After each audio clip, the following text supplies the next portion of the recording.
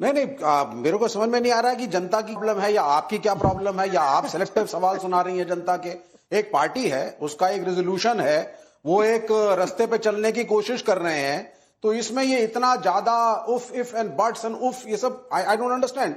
उन्होंने एक रेजोल्यूशन निकाला है, बहुत अच्छी बात है। सरदार पटेल कांग्रेस की लेगेसी है, नेहरू कांग्रेस की लेगेसी है, अंबेडकर कांग्रेस की लेगेसी है, भारत रत्न से कहीं ऊपर है ये नेता।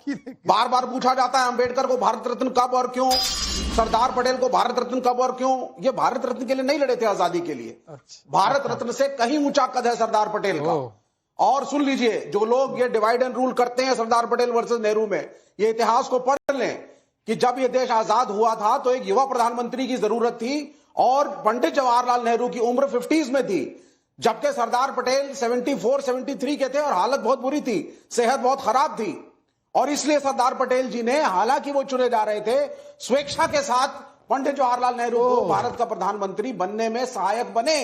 ये इतिहास है। तो इसको डाउन करने के लिए ये जो दिखाया जाता है Patel versus Nehru and all this, ये चलने वाली बात नहीं है। आपके कोई हीरोज है नहीं बीजेपी के, आपका देश की आजादी में कोई कंट्रीब्यूशन नहीं। कभी भगत सिंह को आप भगवा पगड़ी पहना देते हैं, कभी आप सुभाष चंद्र बोस को ले आते हैं, जैसे भाटी जी कह रहे थे। सुभाष चंद्र बोस की ऑल इंडिया फॉरवर्ड ब्लॉक तो लेफ्ट फ्रंट का पार्ट है आज। The party started by Subhash Chandra Bose. आप कहां पर हैं? सावरकर का जो ड्यूअल रूल था सबने देखा। जिस हिंदू महासभा का दफ्तर आज बिरला मंदिर के पास है, उसी के नीचे गांधी को गोली मारी गई और वहीं पे थे वो लोग गोडसे जैसे, ये सब जानते हैं। आज भी हिंदू महासभा का दफ्तर है, जाके देख लीजिए। आपने जो इतिहास पढ़ाया उस पर शहजाद जी तो कुछ कहना चाहते हैं, मुझे लगता है तहसीन पूनावाला को भी ऑब्जेक्शन है। तहसीन भाई, क्या ऑब्जेक्शन है? काउंटर। नहीं, एक ही चीज में विवेक भाई को क्लैरिफाई करना चाहता हूं, क्योंकि मैं ये इतिहास बहुत पढ़ा हूं।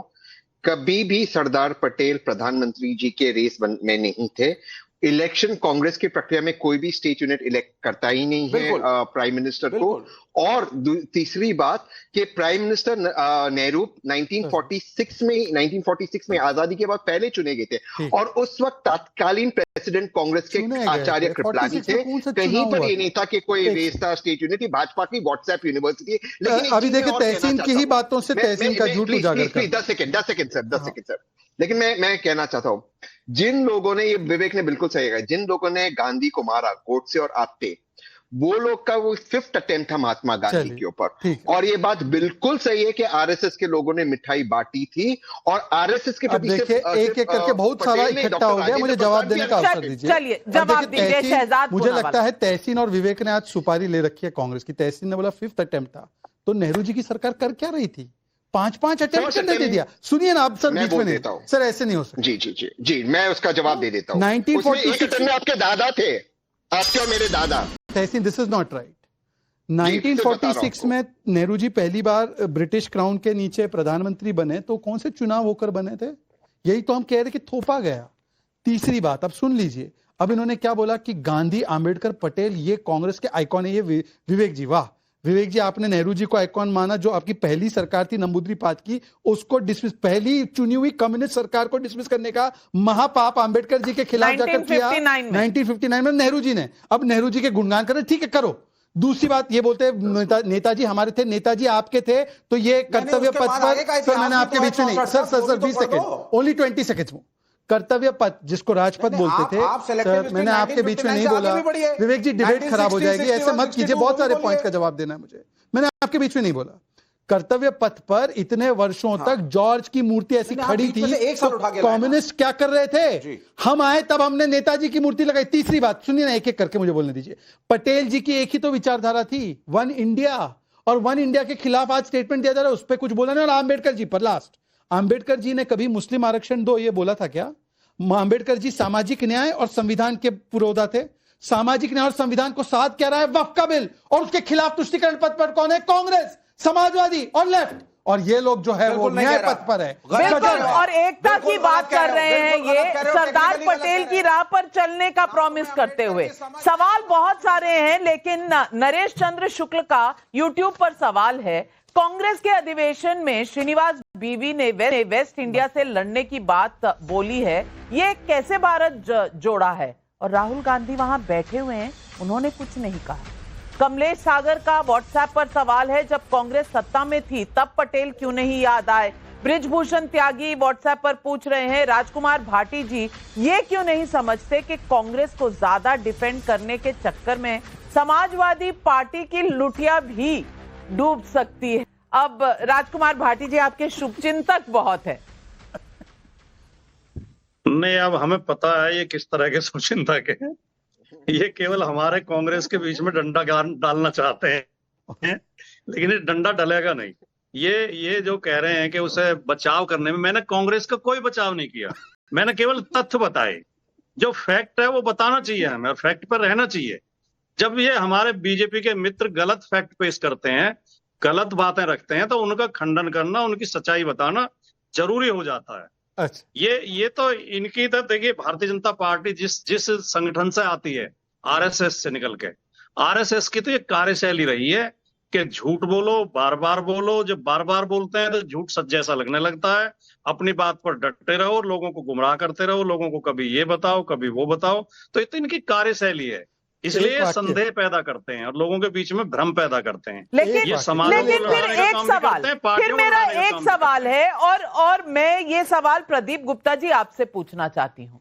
अगर राहुल गांधी कह रहे हैं कि हमें मुसलमानों के लिए खड़े होना चाहिए, हमें ओबीसीज के लिए खड़े होना चाहिए, तो मुसलमानों की बात जब आई, वक्फ बिल जब पास हो रहा था, राहुल गांधी बोले नहीं। प्रियंका गांधी विप होने के बावजूद, भारत में होने के बावजूद वोटिंग के लिए पहुंची नहीं। आज अधिवेशन हो रहा है गुजरात में, वो वहां है नहीं। इस पूरे मामले में आपको लगता है कहीं मुसलमानों के लिए कोई कुछ बोल रहा है, खास करके गांधी परिवार से? देखिए नाविका जी, जहां तक वक्त बिल और कांग्रेस राहुल गांधी जी का ना बोलना पार्लियामेंट में या प्रियंका गांधी का ना बोलना, उसकी एक सीधी सीधी वजह यह है कि आने वाले एक साल में चुनाव है पश्चिम बंगाल, तमिलनाडु, केरला, ये बड़े राज्य हैं जिसके अंदर एक साल के बाद चुनाव, असम भी साथ में और पौंडीचेरी साथ में। इसमें पश्चिम बंगाल और तमिलनाडु में तो कहीं कोई जुगाड़ है नहीं कांग्रेस के पास, कहीं कोई प्रॉस्पेक्ट है नहीं। रह गई बात असम की और केरला की। केरला की स्थिति यह है कि वहां उनको बहुत सी संभावनाएं दिख रही हैं, क्योंकि 2 बार की पिनरई विजयन की लेफ्ट की सरकार है अब, तो काफी उनको संभावनाएं दिख रही हैं।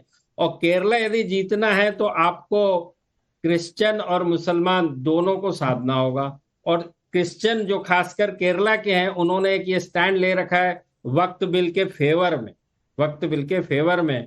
तो वो कम से कम कांग्रेस आज की डेट में ये जोखिम बिल्कुल नहीं लेना चाहती डायरेक्टली, खासकर जब राहुल और प्रियंका दोनों का डायरेक्ट नाता रहा है केरला से।